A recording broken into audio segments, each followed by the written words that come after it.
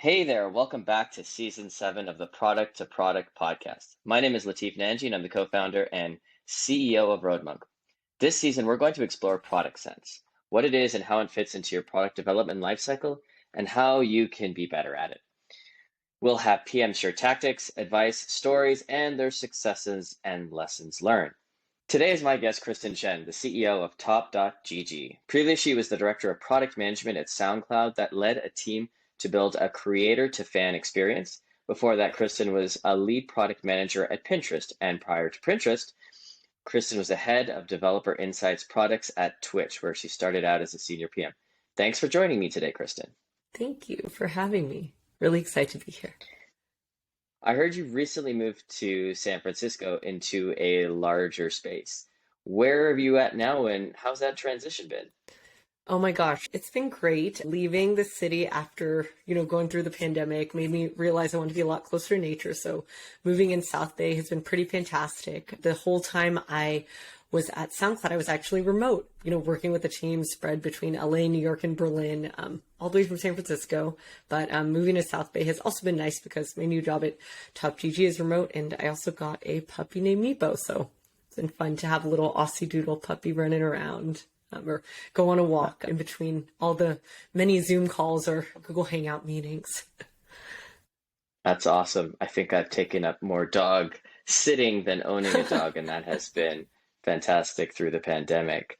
And it also looks like, talking about transition, that you've started a new role as the CEO of Top.gg. Can you tell us a little bit about the company and what it does? Yeah, absolutely. So Top.gg, where do I start? It is week 4 on the job for me. So very recent transition, but very exciting one. We're a small, but mighty team that is excited about building the future of the metaverse and making it accessible for everyone. And so our goal is really to build the #1 platform for communities and creators to get discovered, empower them, and accelerate their growth. Today, if you look at Top.gg, we are the largest search and discovery platform for Discord, and hundreds of thousands of people are using it to find different communities, servers, and integrations, Discord bots every day. Wow, what a great opportunity. And as someone who uses Discord, I think I just found a new way to get into the right channels that I need to find. Oh, so amazing. That's really awesome to hear. That's fantastic. And it's nice to hear that your team is at that startup phase. Yes, and we are hiring and growing super fast. So if you know anyone excited in this space, please let us know. Awesome. Well, one of the things I've noticed about your background specifically is how you've worked at organizations that have played probably a deeper role in analyzing and using data to make decisions. And with our theme around product sense, when you were in your product career and working at places like LinkedIn and Pinterest, how do you kind of talk about product sense? And maybe the word sense may not always be used in those contexts, but that intuition. And how over time did those organizations and you sort of get better at that together along your product journey? Yeah, I do think that we often hear product sense or product intuition, and many people who are just transitioning to product or even later in their product careers have asked me, what does that mean or how do I develop it? And I think oftentimes metrics and data-driven decision-making are really emphasized, and those are very important, but those are only showing you half of the puzzle. I think the other half is really having a very strong sense, or I'll say it's like that gut feeling of, and being very in tune with what your users or the community or the people you're building for, what are their biggest pain points? What are the challenges they're facing every day? That is how I would define product sense. And I also will say, keeping a pulse on the market is very important because you need to develop that intuition. You need to be familiar with, where's the landscape changing? Where's the product landscape changing? Your users are using this every day or facing these problems every day, but those change over time. And so I think at the core, I define it as like truly understanding and being in tune with your users' deepest pain points, and also having a sense of how to solve them, right? You don't necessarily want to do everything your users say, but you want to listen and dig deep and understand their root problems, and then work with your team to find innovative or simple solutions to solve them. I think that really resonates with our listeners, and a lot of people would be head nodding if we could see all of our listeners virtually. What are some of the ways that you've over time crafted to be able to go deeper in terms of the problems with your users and customers? What's your cadence? What's your tactic? If you were to tell a junior product manager to get on a series of calls, what are those processes and steps that you put in place to ensure that that connection stays deep over a long period of time to inform that, 50%, if you will, that's maybe not as data driven? So I'll start with my first product role, which was at Twitch. And if I was talking to, a junior PM just starting out, I would say, like, let's think about your first, 30, 60, 90 days on the job, right? You need to understand your customer, like try to talk to them. At Twitch, for example, I set up many calls with developers, streamers, viewers. In the days before COVID, there were also conferences. So, TwitchCon, PAX East, or BlizzCon, think about where your customers or users aggregate or where they go, whether it's online or in person, and go there, listen and learn, right? You can get a great sense of product sense on Twitter, but take that with a grain of salt, right? Sometimes the loudest users are, praising you, giving you their feedback on Twitter or forums like Reddit. But I do think it's really important to monitor all of these sources of feedback, App Store reviews, social media. There are great tools that do that for you. But let's say, you're at a startup or it's just you don't have those tools, and you can go and those are at your fingertips. So I think that's one great place. Another thing that's very important is sometimes you're lucky enough to have, a user research team, but other times there might be a team and you don't get that support, which I did not get any support from user research because I think there are 4 people across the entire company. They didn't have time. And so what I did sort of my own, user research just to get a pulse on the market and what people were looking for from a insights product and understand developers and streamers' biggest problems with data. So you can find that out by talking to them yourself. Or another great tactic, whether you work in B2C or B2B, talk to the people who interface with, your users every day. That could be the BD team. That could be customer success. That could be the help center. Go and listen to some help center calls or read Zendesk logs if you can to really get in tune with your user base's problems.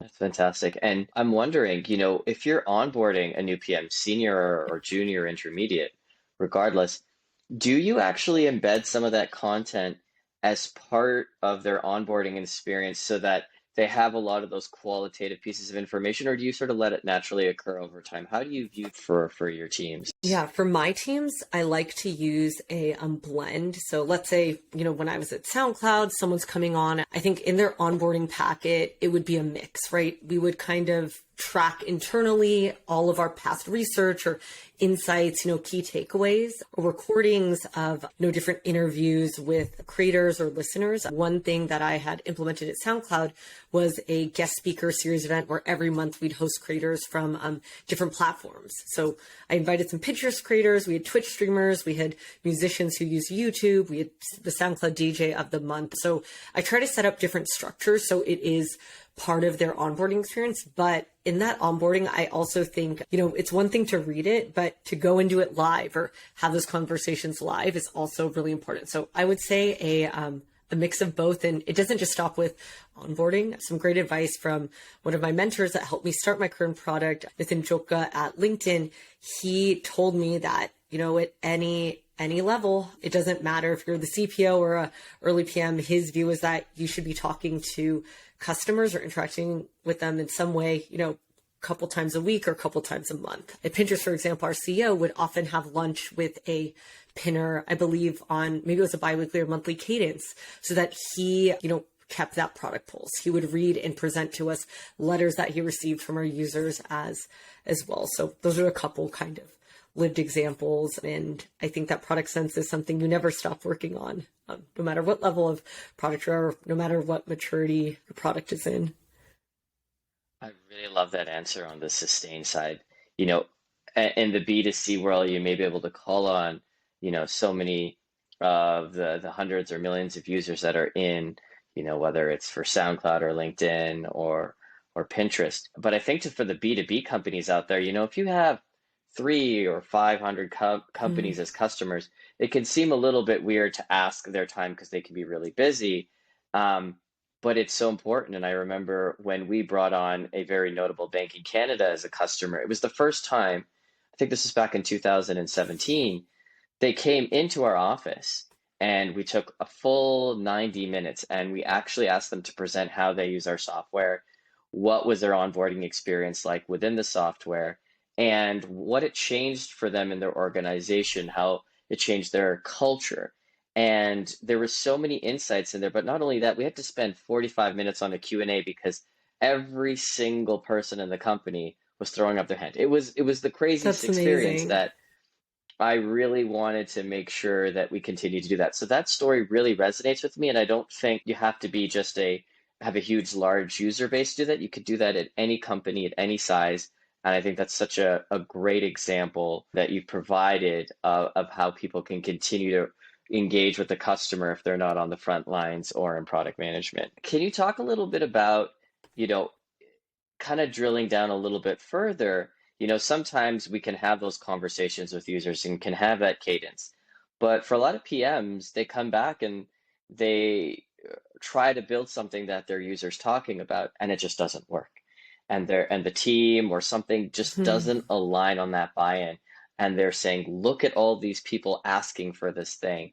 Can you talk a little bit about, maybe in your career, a time where maybe that product sense or that informational input that gave you that product sense didn't work out, and how you what you learned from that experience? Yeah, I will go back to my Twitch product, the first product I launched, and I think, I learned both good and bad things from that, but I think one of the biggest lessons learned was you have to be careful about, the loudest voices or maybe your highest paying customers, like in B2B, drowning out the other voices in the room. Or sometimes people will ask a lot for something and then, you launch it and then no one uses it. And so I learned that at Twitch, when I launched Twitch Insights, I wished that if I could go back in time, I would have only launched accessing the data through kind of our portal and an easy spreadsheet download versus spinning up an API, because the API had a ton of requirements and it was really difficult for us. Anytime we made a change to the API, we had to, let people know and I think in a set advance notice, and we couldn't make a ton of changes at once. And so I think at the time in my first role, like I spent a lot of time doing a limited preview with a selection of larger game developers, indie game developers, international game developers, a set of 12. And that helped us catch a lot of mistakes and made sure the product was kind of welcomed when it went to the market, and they turned into big champions for us. But I will say I felt so much pressure from the larger game developers and even from the BD team to push out the API. I did it for that first release. And then I also realized like they, of course they're going to use it, but at the end of the day, it was more important for them to have more in the right data than have access to the API so early. So if I could go back in time, I would have pushed back even more strongly and said, okay, you can wait for the API. It's hard because sometimes you are in a tough position as a PM if you're working on a more B2B product, because you need to keep your largest customers happy. And sometimes those are the people paying your bills. And so you have to, it's kind of a push and pull, but I do wish I had negotiated a bit harder. It all worked out in the end, but things were slower than I would have liked them to be. Hmm. Yeah, I think going through those challenges of pressure in one PM's career is kind of how PMs become defined as PMs in Yes. some sense. So I do love that. To switch a little bit more to the quantitative side of things, especially with the organizations that you've worked within, I suspect quite strongly that data had a huge role in crafting decisions. Mhm. And how have you um, been able to set a structure where, you know, where data is solely used or there's a balance? Like how do you view that problem where there's always this conversation around, oh, it's supposed to be data informed, not data driven. But sometimes maybe data driven could actually be useful in certain circumstances. I'm wondering how you view that world in the context of the organizations you've worked for. Yeah, so my background before PM was all data analytics and insights. So I have a I have an interesting perspective on this. I think that I would say typically it's a blend. And when I work with my teams, we try to start out with, a list of questions that we're trying to find the answers to. And we'll sit down and try to understand, can we find this out through data? Can we find this out through research? Like, do we need to even run an experiment? How do we almost and when we kind of set that list and ask those questions, we're trying to maximize our resources. Everywhere I've worked, I can't think of a situation where anyone has said like, oh, I have too many resources, right? Even at bigger companies, like you're never going to have, all the data help you want, or engineering, or, design support, product support, etc. So really in any case, you're trying to make the most of what you have. I think with data, it's very powerful because, and I do think every team, should try to use data to understand, what's happening with their product and how things are getting used, right? And it's important to set hypotheses. I'm a big fan of OKRs to really understand and have visibility into what's happening with your product and in your customers. Data can often tell you where a fire is, but sometimes it can't tell you why. I think that's also where the qualitative piece comes in, right? Like, let's say at Pinterest, like, let's say follows, drop. Like, of course, we'll do kind of a data analysis to figure out what's happening. But sometimes, for other areas, if something's happening in the product, like, hey, people have stopped using, comments or something like that, you do need to do a deeper investigation, because data, it's going to tell you your numbers, and your data is only as good as your tracking, right? Sometimes you don't even track the right things. So I think it's important to build from the bottom up, right? Make sure you're tracking the things you want to track before you launch. But I do think there's such power in just having a simple conversation with someone who might use the product, and that may tell you so much more and give you that product sense versus looking at, all of your OK dashboards and spreadsheets. I will say for reactions, for example, at Pinterest, that was a big launch I worked on. One thing we did before we even went to market was just show some really early prototypes outside of kind of research sessions to a couple creators that I knew closely, just to get their own reactions to what they thought about that. And I think the insights from just a few key conversations were so powerful that saved us so much time, and no amount of data analysis could have really shown us that insight. That's a great example. You're working at a smaller company now. Yes. And congrats on the new role. How do you think about product sense in a startup of that scale? I know it's only been a short period of time, but working at a large organization, there could be some cultural, impact or processes just within that organization that say, like, this is how decisions are driven. And what are you thinking now in terms of product sense? Are you thinking sort of it has to be really data driven because we've got this huge community? Are you thinking it has to be a balance? Are you seeing opportunities that ignore the data and you kind of have to go in the opposite direction? How do you start to calibrate that as a smaller company and having to be looked at for some of those decisions? Yeah, that's a fantastic question. I think, it's smaller companies who face this. Some PMs are working on 0 to 1 products. At bigger companies face this too. You almost need to prove yourself before getting, more investment or find that product market fit. And saying at a bigger company, you're going to have all that data available. You're going to have that history of data. But I think for us at TopGG, we are a small and mighty team of 4. So me as the CEO, we have our CTO and 2 fantastic developers. And so we don't have a lot of time and resources, and we need to pivot and move fast. So I would say right now we are laying the data foundation, but there are some opportunities where we're looking beyond the market, and we have to trust our gut and make that call to take the company to where we want to be at in 5 years. And sometimes that does mean, you do take a hit on your initial metrics, but you have faith that you're going to build those back up later. I will say this is a much different approach than what I've traditionally done at larger companies.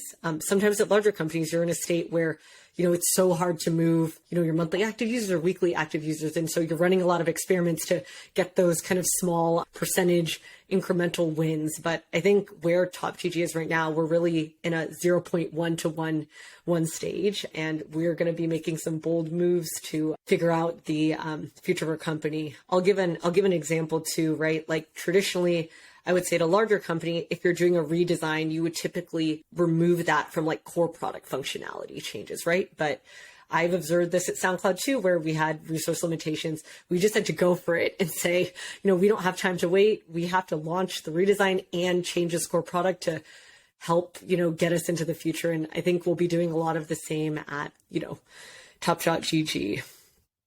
I mean, that's amazing that there is such a correlation between, the 0 to 1 type projects or the 0 to 1 atmospheres, like in a company like SoundCloud, which is constantly, I'm a huge fan of their product and what they've done, but having to make changes that large to get the needle to move is important.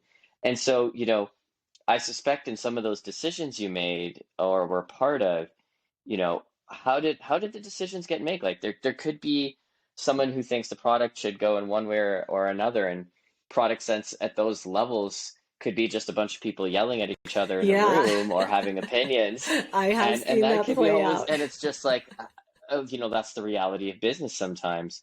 And so I don't know if you could talk about a situation where you've seen like, all the information you've had kind of gets thrown out the window, and you guys, there's a large bet to be made in a direction with a product. And how have you, from a retrospective perspective, seen an example of that? And what have you learned in terms of the realities of business around product sense in that regard? Yeah, I would say, I think, and this is my first CEO role, so I'm still growing and learning, but one thing I thought they did a fantastic job at Pinterest of was their, planning and leadership and strategy and just making sure that was communicated to everyone across the company. So when I first joined Pinterest, I joined to build out the foundation of, creators. And it was actually quite controversial at the time because there were a lot of debates around, like how social do we want Pinterest to be? Do we want it to be more of an individual experience or a social experience? If you look at Pinterest, like you didn't see many kind of people on the platform. It was more about the images, but bringing in creators and bringing them to the forefront really would change the dynamic. So when I joined, I would say it was almost like controversial reactions. Adding that to the platform was super controversial because Pinterest wasn't really regarded, at least internally, as kind of a social network, et cetera. And they wanted more differentiation. I bring that up because while I was there, I think the leadership, and I was of course advocating for creators, in more of an online community, and leadership made the call, to focus, I want to say 2 years ago, time flies, on creators and shopping. And they said, okay, here's our thinking. They were super transparent about it. Ben, the CEO, and Evan, the co-founder, shared that with the entire company, and they repivoted the entire company to focus on creators and shopping, which, at the time that's a big pivot. It's a big company. That was new and shocking to a lot of people, but they gave ample time for discussions and were so transparent about why we're making this move. And I mean, that paid off for Pinterest. They were just named, #1 platform for creators in Adweek. And I was so proud to be part of that foundation. But, living through it, it was very controversial at the time. I will contrast it to another example from SoundCloud, where I would say it was, if you know the history of SoundCloud, we kind of would say it's a startup with 12 or 13 years of tech debt. We joke sometimes, but the company is great. It's been around for so long. And I think the company went through several transformations where they focused on creators, they pivoted listeners that didn't work out, and now they're really focused back on creators. But I think one tough thing that many, startups often have to make when you have limited resources are, where are you going to invest and what's going to fall off the table. And while I was there, one hot topic was trying to, prioritize how much we want to lean into creators versus becoming like a digital service provider, DSP, right? There's creator tools, there's a listener experience, where are we going to make the call? And I think for me as a director of product there, right, one value that I remember from Twitch and Amazon that I loved was disagree and commit, right?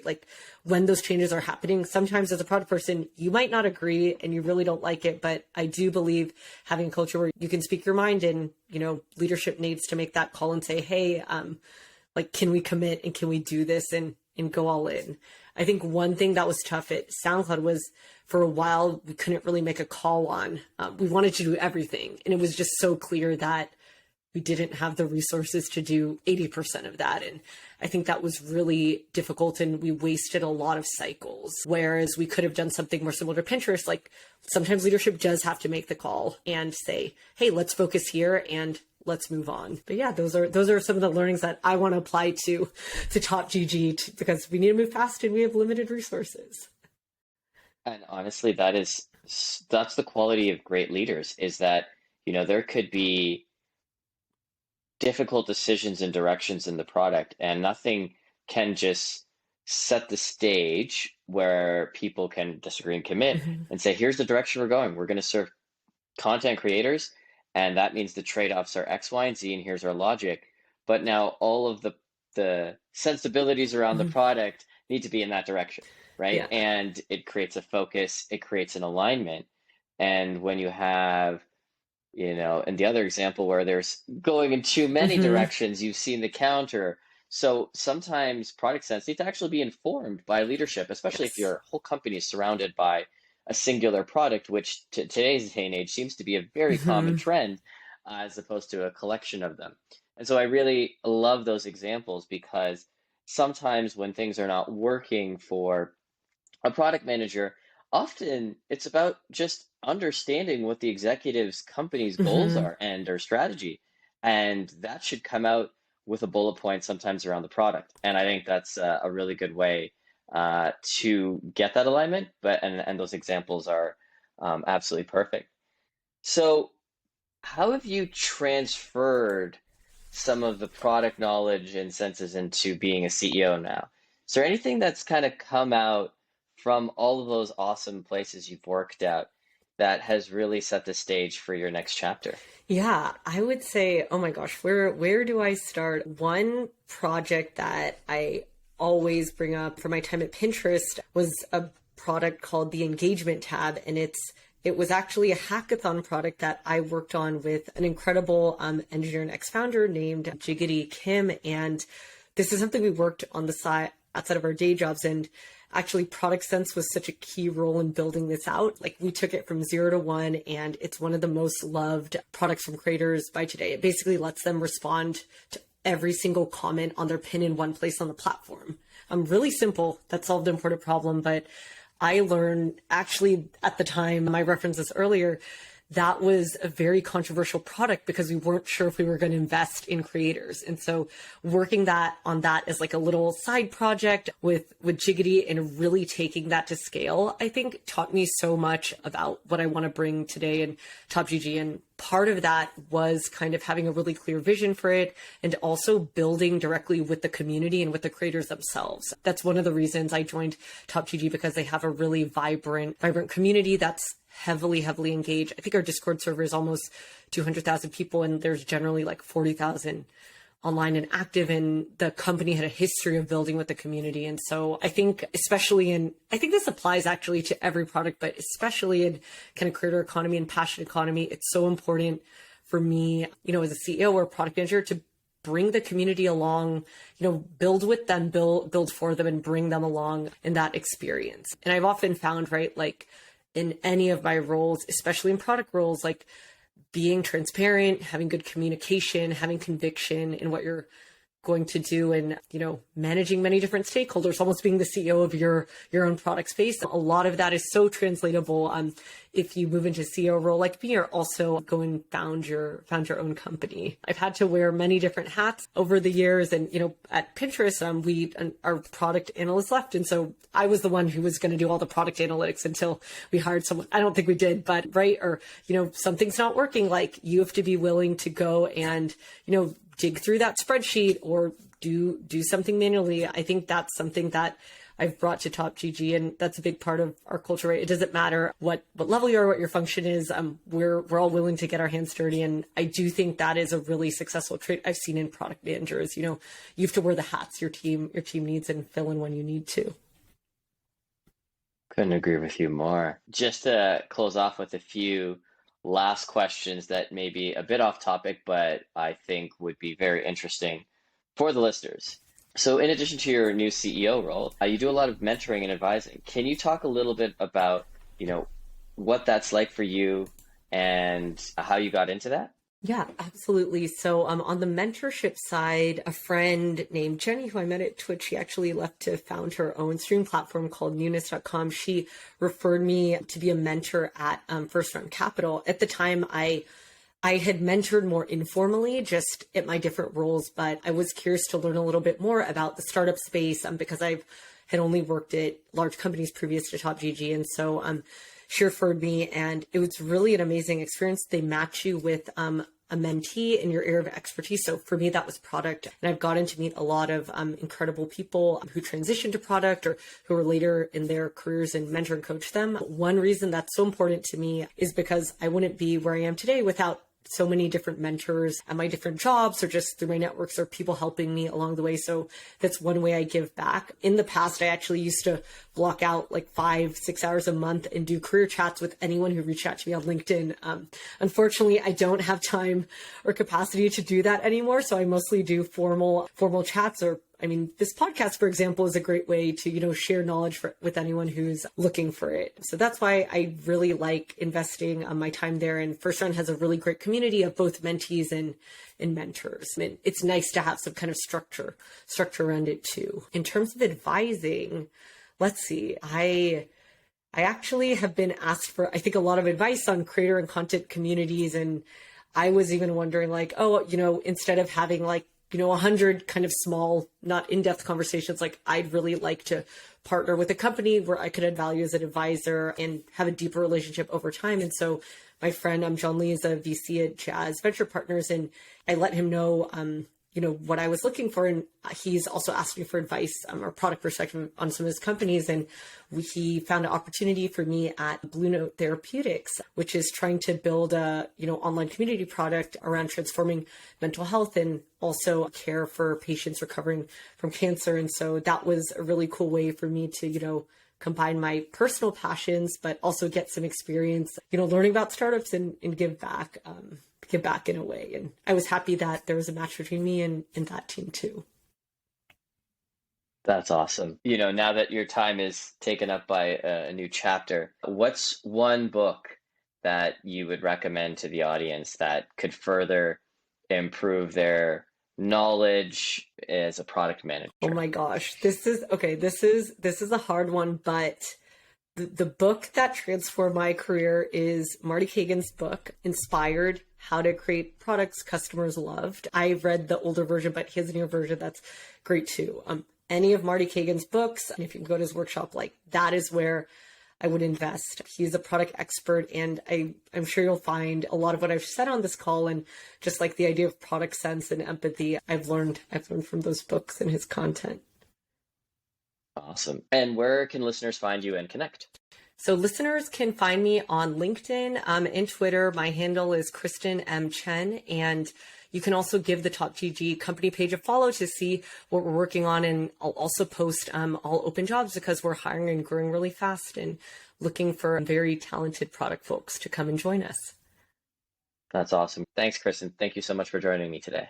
Yeah, thank you so much for having me, Latif. I'm really excited to see, the future of Roadmunk, and then also just love this Roadmunk podcast, and product sense is something that I think everyone who's in product can always be developing. And so I'm just happy to have this as a fantastic resource to learn from myself. Really appreciate that. Thank you.